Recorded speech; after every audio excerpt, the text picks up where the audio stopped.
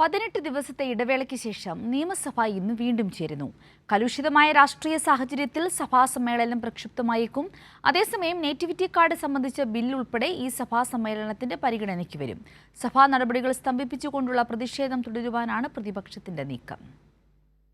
കഴിഞ്ഞ ജനുവരി 20 ആരംഭിച്ച നിയമസഭാ സമ്മേളനം മാർച്ച് 26 വരെയാണുള്ളത്. 18 ദിവസത്തെ ഇടവേളയ്ക്ക് ശേഷമാണ് ഇന്ന് സഭ പുനരാരംഭിക്കുന്നത്.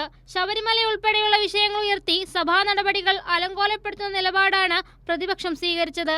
അടിയന്തര പ്രമേയം പോലും അവതരിപ്പിക്കാതെ സഭയിൽ ചർച്ച തടസ്സപ്പെടുത്തുകയായിരുന്നു പ്രതിപക്ഷത്തിന്റെ ലക്ഷ്യം. തുടർന്നും സമാന നടപടികൾ സഭയിൽ കൈക്കൊള്ളാനാണ് പ്രതിപക്ഷം ഉദ്ദേശിക്കുന്നത്.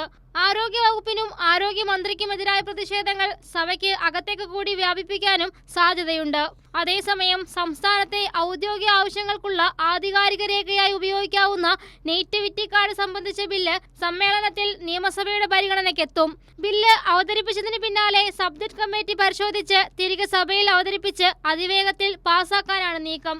ഭരണപ്രതിപക്ഷ യുവജന സംഘടനകളുടെ ശക്തമായ സമര പരിപാടികൾ അരങ്ങേറുമെന്നതിനാൽ സുരക്ഷാ സംവിധാനങ്ങൾ പോലീസ് വർദ്ധിപ്പിച്ചിട്ടുണ്ട്.